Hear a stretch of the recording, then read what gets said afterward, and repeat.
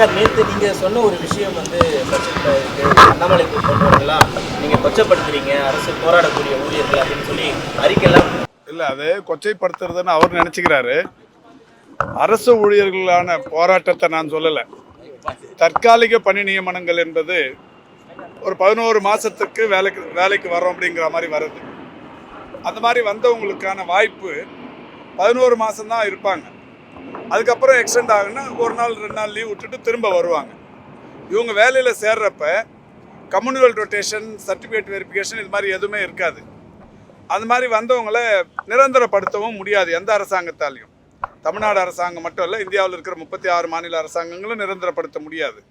அண்ணாமலை எங்கேயாவது பண்ணியிருக்கிறாங்களான்னு ஆதாரத்தோடு கேட்டுங்க. நீங்களே நிரந்தரப்படுத்த முடியாது.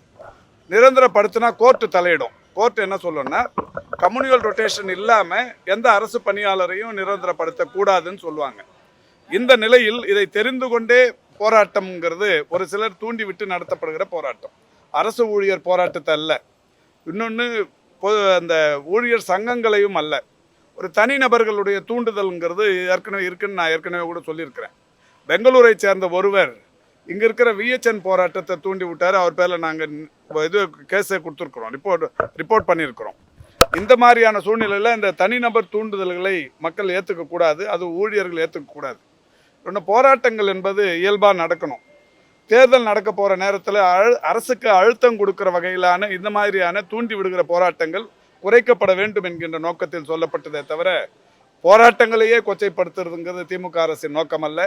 இன்னொன்று, நான் அரசியல்வாதிங்கிறத தாண்டி முன்னாடி நான் ஒரு யூனியன் தலைவராக இருந்து தான் அரசியலுக்கு வந்திருக்கிறேன். ஒரு 1980களில் நான் ஏற்கனவே சட்டமன்றத்திலே இது பதிவு பண்ணேன். எம்ஜிஆர் முதலமைச்சராக இருக்கிறப்ப அவரை எதிர்த்து போராட்டம் நடத்தி, அவரையே தலைமைச் செயலகத்திலே போராட்டம் நடத்தி, எம்ஜிஆரையே கீழே இறங்கி வர வச்சு, ஒரு 500 பெண் தொழிலாளர்கள் முன் பேச வச்சு அவருக்கு நேருக்கு நேர் விவாதம் பண்ணவன் நான். அதனால் தொழிற்சங்கத்தை பற்றி எனக்கு நல்லா தெரியும். இவங்க என்ன சொன்னாலும் மக்கள் ஏற்றுக்கொள்வது என்பது இருக்கிறது.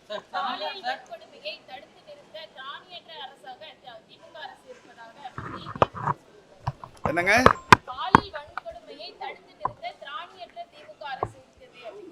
அதாவது இதுக்கான இந்த நேஷனல் கிரைம் பியூரோ NCB ஏற்கனவே இதில் எந்தெந்த சதவிகிதம் பாலியல் வன்முறைகளாக இருக்கட்டும், இல்லை கொலை குற்றங்களாக இருக்கட்டும், எந்த மாதிரி குற்றங்களுக்கு என்னென்ன சதவிகிதம் அப்படின்னு பட்டியல் போட்டு மரியாதைக்குரிய சமூக நலத்துறையின் அமைச்சர் கீதா ஜீவன் அவர்கள் சட்டமன்றத்தில் அண்மையில் தெரிவித்தார்கள்.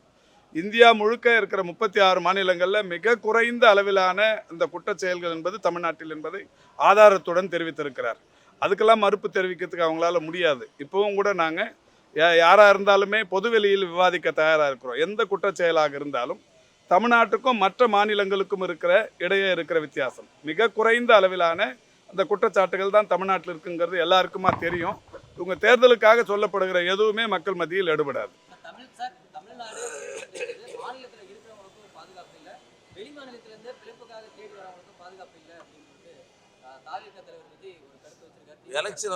எல்லாருக்குமா கருத்து சொல்றதுக்கு எல்லாருக்குமா உரிமை உண்டு. ஆனால் அதே நேரத்தில் இந்த புள்ளி விவரங்களை ஒன்றிய அரசு தெரிவிக்கிற புள்ளி விவரங்களையும் பார்க்கணும்.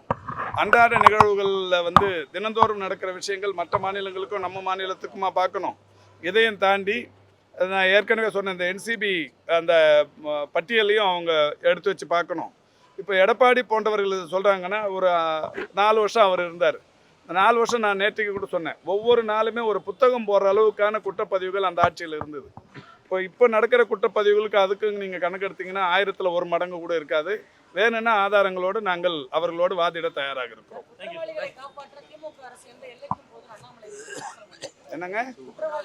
எந்த குற்றவாளியை காப்பாற்றுறதுக்கு பண்ணாங்கன்னு நீங்கள் கேளுங்க. அவங்க கேளு, சொல்கிறவங்க கேளு, நீங்கள் கேட்கணும், பத்திரிகையாளர்கள் கேட்கணும். எந்த குற்றவாளியை காப்பாற்றுறதுக்கு எந்த எல்லைக்கு போனாங்க சொல்லுங்கன்னா அவங்க கேளுங்க. யாராவது ஒரு குற்றவாளியை அடையாளம் சொல்லுங்க. செய்திகளை உடனுக்குடன் தெரிந்து கொள்ள கீழ்கண்ட கேபிள் மற்றும் DTH நெட்வொர்க்குகளில் எம்நாடு செய்தி தொலைக்காட்சியை காணுங்கள். பாதகம் செய்பவரை கண்டால் நாம் பயம் கொள்ளலாகாது பாப்பா. மோதி மிதித்து விடு பாப்பா, அவர் முகத்தில் உமிழ்ந்து விடு பாப்பா. அண்மை செய்திகளை உடனுக்குடன் தெரிந்து கொள்ள இணைந்திருங்கள் எம்நாடு தொலைக்காட்சியுடன்.